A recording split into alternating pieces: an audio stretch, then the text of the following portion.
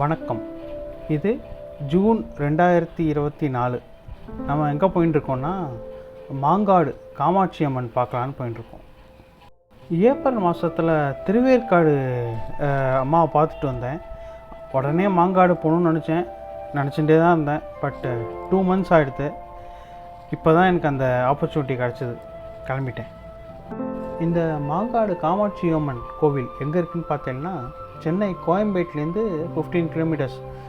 அங்கேருந்து நிறைய பஸ் வசதி இருக்காங்க போகிறதுக்கு. நம்ம தாம்பரத்துலேருந்து வரணுன்னா தாம்பரத்துலேருந்து 22 கிலோமீட்டர்ஸ். அதாவது ரெண்டுத்துக்கும் நடுவில் ஒரு பாயிண்டில் இருக்குது. இதோ நம்ம பார்க்குறோம் இல்லையா, இதுதான் ஸ்ரீ காமாட்சி அம்மன் திருக்கோவிலோட ராஜகோபுரம். கோவிலுக்குள்ளே மூலவர் காமாட்சி அம்மன். தலவருஷம்னு பார்த்தீங்கன்னா மாமரம். இந்த ஊர் மாங்காடுன்னு சொன்னேன் இல்லையா, இந்த மாங்காடோட புராண பெயர் என்னன்னு பார்த்தா சூதவனம் அப்படின்னு சொல்கிறோம். இந்த ராஜகோபுரம் தாண்டி உள்ளே நுழைஞ்சோன்னே இதோ நம்ம ஃபஸ்ட்டு வணங்க வேண்டியது நம்ம முழு முதற் கடவுள் பிள்ளையார் தான்.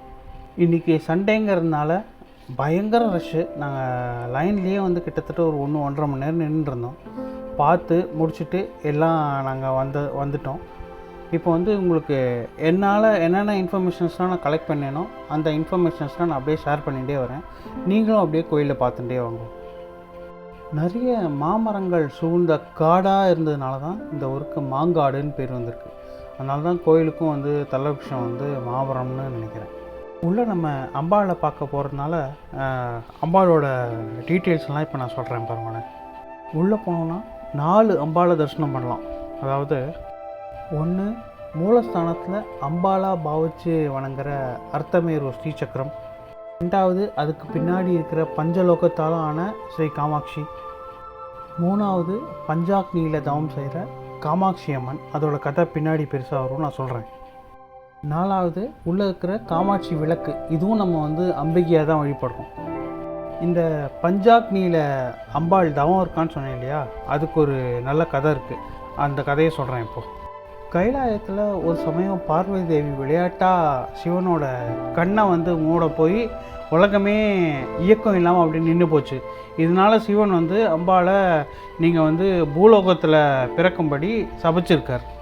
தன்னோட தவறை உணர்ந்து மன்னிப்பு கேட்ட அம்பாளுக்கு சிவன் என்ன சொல்லியிருக்கார், நீ இந்த தலத்துக்கு போயிட்டு என்னை நினச்சி தவம் இருந்தேன்னா உரிய காலத்தில் நான் உன்னை கல்யாணம் பண்ணிப்பேன் அப்படி சொல்லிக்கிறார்.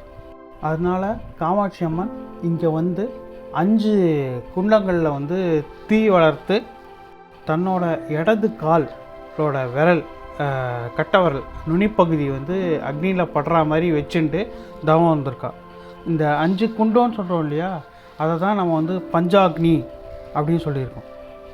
இதனால் சிவன் ரொம்ப மன மகிழ்ச்சியாகி 2 பேரும் அம்பாள் ஏகாம்பரேஸ்வரர் கோயிலில் சிவனை அதாவது காஞ்சிபுரத்தில் இருக்கிற ஏகாம்பரேஸ்வரர் கோயிலில் சிவனை கல்யாணம் பண்ணிட்டுருக்கா. இதுதான் இதோட கதை. நம்ம அந்த சின்ன குழந்தைகள்லாம் 10 காலில் நின்று சாதிச்சிட்டாண்டா அப்படின்னு சொல்கிறோம் இல்லையா, அது இதை பேஸ் பண்ணி தான் டிரைவ் ஆகிக்குன்னு நினைக்கிறேன். மெயின் திங்காக உள்ள இந்த ஸ்ரீ அர்த்தமேரு ஸ்ரீசக்கரம் பிரதிஷ்டை பண்ணியிருக்கான்னு சொன்னேன் இல்லையா, அதை பற்றி நான் சொல்கிறேன் கேளுங்க. இந்த கோயிலில் தான் அர்த்தமேரு ஸ்ரீசக்கரங்கிறது ரொம்ப விசேஷமானது. அதாவது 43 திரிகோணங்கள் கொண்ட இந்த சக்கரத்தை அஷ்டகந்தம் அப்படின்ற ஒரு 8 வகையான மூலிகைகளால் பண்ணியிருக்கா. இந்த சக்கரத்துக்கு விஜயதசமியும் போது அஷ்டகந்த மூலிகை சாத்தப்படுறது. அந்த ஒரு நாள் மட்டும் இங்கே இந்த சக்கரம் தங்க கவசத்தில் நம்ம தரிசிக்கலாம். மற்ற நாள்லாம் வெள்ளி கவசத்தில் தான் இருக்கும். இந்த கோவிலில் இந்த ஸ்ரீசக்கரம் தான் ரொம்ப முக்கிய பிரதானம். அதான் இது நம்ம மூலிகை கால, அதாவது அஷ்டகந்தத்தால் பண்ணியிருக்கா அப்படின்னு சொன்னோம் இல்லையா, அதனால் இதுக்கு அபிஷேகம் கிடையாது. வெறும்னா இந்த குங்குமர்ச்சனை இதெல்லாம் தான் இதுக்கு பண்ணுறா. அதாவது இந்த அர்த்தமேரு ராஜ யந்திரங்கிறது கூர்மை, அதாவது ஆமை உருவத்தில் அடித்தளமாக மக்கி அதற்கு மேலே 3 படிக்கேட் கட்டி அந்த படிக்கட்டுக்கு மேலே ஒரு 16 இதழ் கொண்ட தாமரையை வச்சு, அதுக்கு மேலே ஒரு 8 இதழ் கொண்ட தாமரையை வச்சு, அதுக்கு மேலே தான் இந்த ஸ்ரீசக்கர யந்திரம் வரையப்பட்டிருக்கு. இந்த யந்திரத்துக்கு 18 முழ புடவை அணிவிக்கிறார்கள். இது இல்லாமல் இந்த மாதிரி யந்திரம், இவ்வளோ பெரிய யந்திரம் எங்கேயுமே கிடையாது. இங்கே பிரார்த்தனைன்னு பார்த்தோன்னா 6 வார வழிபாட்டு முறையை வந்து கடைப்பிடிக்கிறார். அதாவது இந்த 6 வாரத்தில் ஏதாவது ஒவ்வொரு வாரத்துலையும் ஒவ்வொரு நாளில் வந்து எலுமிச்சம்பழத்தை அம்மனுக்கு சாத்தி வேண்டிண்டா இதேமாதிரி 6 வாரமும், அதாவது ஒரு மண்டலம் நம்ம வேண்டிண்டா நம்ம என்ன நினைக்கிறோமோ அது வந்து கை கூடுறது அப்படின்னு சொல்கிறார். இங்கே நேர்த்திக்கடன் அப்படின்னு பார்த்தோன்னா அம்மனுக்கு புடவை சாத்துறது, அதாவது ஸ்ரீ அர்த்தமேரு சக்கரத்துக்கு புடவை சாத்துறது, பால் அபிஷேகம், அன்னதானம், அது மாதிரி வந்து உள்ள வழக்கமாக அபிஷேக ஆராதனைகள்லாம் நடக்கிறது. இதெல்லாம் தான் பக்தர்களோட நேர்த்திக்கடனாக இங்கே பார்த்துருக்கு. கோவில் டைமிங்னு பார்த்தோன்னா டெய்லி காலம்புற 6 மணிலேருந்து மத்தியானம் 1:30 மணி வரைக்கும், அப்புறம் ஈவினிங் 3லேருந்து ராத்திரி 9:30 மணி வரைக்கும். இது இல்லாமல் ஞாயிற்றுக்கிழமை, செவ்வாய்க்கிழமை, வெள்ளிக்கிழமை இதிலலாம் வந்து நடுவில் வந்து இந்த நடை சாத்துறதே இல்லை. இந்த ஒரு அற்புதமான காமாட்சி அம்மன் தரிசனத்தை பார்த்துட்டு அப்படியே மன நிம்மதியோடு வெளியில் வந்தோம்.